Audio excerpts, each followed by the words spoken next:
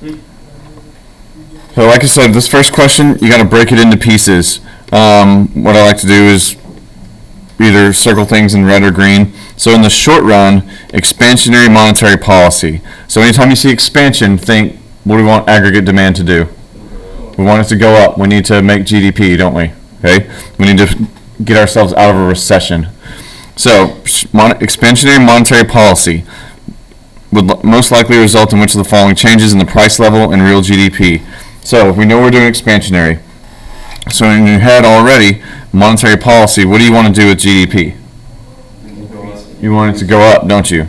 So if you have something green with you, I would think, okay, if GDP is going up, that is expansionary. I want to think increase, I want to think increase. Okay, this is supposed to be a highlighter. All right, there we go. So now I can get rid of these right here. Okay, and I'm just not sure about no change. So at least I'm down to these two. So my expansionary policies are open market operations.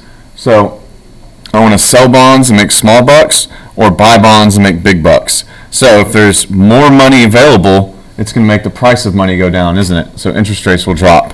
When interest rates drop, gross private investment will go up, and then I go back to my AD equals sig x. So if the I is going to increase, then aggregate demand is going to increase. So I know if those things happen, here's the I of sig x. That's a really so if aggregate demand is going to go up, then what is going to happen to GDP and price level? So I know that price level, whenever producers will start to compete for resources, they cause things to get scarce, don't they? And that causes inflation. So the best answer is going to be E, because it'll have our price level increase. All right. So buy bonds makes big bucks. That's expansionary policy. Sell bonds makes small bucks. That's contractionary monetary policy. All right. Now number 24. A reduction in inflation can be best achieved by which of the following combinations of fiscal and monetary. So now a reduction in inflation. We have to slow the economy down, don't we? We need something contractionary. Got to think red right here. Okay. So I know I'm thinking red. Go with which one's easier to do? Monetary or fiscal policy? Fiscal, because it's just two things, isn't it? Drop government spending or raise taxes. So I'll make my little notes over here. Okay, my fiscal is T and G. My monetary is I got to do something with this interest rate. Got to attack the interest rate on monetary policy. Now, always go with what you know. Go with what you're strong with. Okay, cover up the monetary policy. Now I'm thinking, what are my contractionary fiscal policies? Well, it's not this one, it's not this one, it's not this one, so now I'm down to A and D real quickly, aren't I? Okay, so now, which one's my contractionary monetary out of A or D? Lower discount rate spending or sell government bonds? Sell bonds makes small bucks, doesn't it?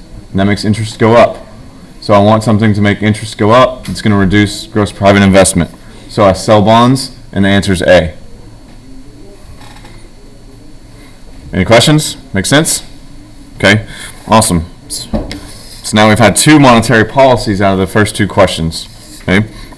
All right, now for 25. You guys haven't had foreign exchange yet, so here's a little quick version. Which of the following is likely to occur following a depreciation of the U.S. dollar? So in my head, I'm thinking the dollar went down in value. Okay, the depreciation of the dollar has to be compared to another currency. It doesn't just, you just don't have money and it go, oh, well, this is worthless now, or worth less, punctuation. That doesn't happen. It has to have something make it do that. So as soon as the dollar goes down in value, what happens if someone comes here with pesos? Do they get more dollars or fewer dollars? They get more dollars, don't they? So what does that do to our goods and services? Are they cheaper or more expensive? They're cheaper, aren't they? So when the dollar goes down, our goods and services become cheaper. And when our stuff is cheaper, people will buy it, won't they? So our exports will increase. This happens because the dollar, depreciated. Okay? Demand for the dollar will decrease. That made it depreciate, so it's not C. Okay? It's not our imports increasing because obviously our money is worth less and we can't buy other people's stuff. Because when we take our dollars to Mexico, do we get more pesos or less? We get less. So then we can't buy their stuff. Our imports won't change. Okay? So foreign exchange isn't a terribly complicated thing. We just got to take our acronym of TRIPS, find out why people want money, and then once they want money or don't want it, then it makes it go up or down in value. All right? So 25 is B. All right, and 26, we've done this, it's been a while. We have cars, computers, country A and country B. Did y'all work through it, or did you just have the answer memorized? Some of you had it memorized. That's okay. You've seen it before. But do you know how to do it if you need to? So when the question appears with different numbers or whatever, remember we're looking for comparative advantage. So when it comes to producing computers and cars, that's always the key. Equal amounts of resources that are fully efficient and employed. So they're on the curve for production possibilities, aren't they? They're efficient. So set up our two columns if you have to. What does one computer and one car cost? Country A, a half and 2.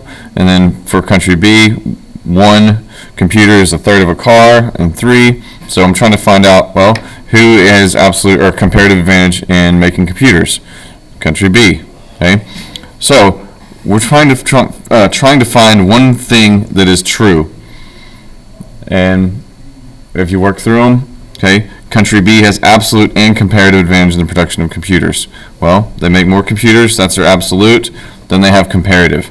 So as soon as you find something like this and you know those things are true, this is a case where you don't have to read through the other answers. There's not a better answer. Okay? Some things that are kind of vague, that's where they do the deal where there's one correct answer and there's one that's better. Okay? So the one that's the best answer, sorry, I wanted to say be bestest, but I'm not going to. Whenever you know it's true, you're good, okay? In this class, whenever they do the thing where there's two questions that look very similar or very correct, it's the one that causes the issue, okay? What I mean by that would be, say, they could have this answer and then have another one that said, what happened to the value of goods and services? It would be a little further, or what actually is going on, you know what I mean? So if you get stuck, just think which one caused it or which one has, a piece of the acronym or whatever. All right, 27.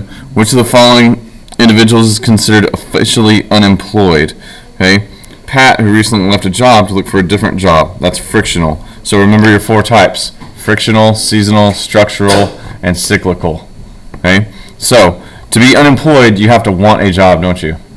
Okay, if he has not worked for more than 3 years, that's a discouraged worker. Okay, they're not in the labor force anymore if they're not trying, so they're not unemployed. If you don't want a job, you're not unemployed. Such a crazy concept. You're not in the labor force. So Kim, who's a full-time student, wait until graduation, not in labor force. Okay, Leslie, retired after turning 65, not in labor force. They're not unemployed. You have to want a job. Okay. So, any questions about any of them? Pretty good now? Okay.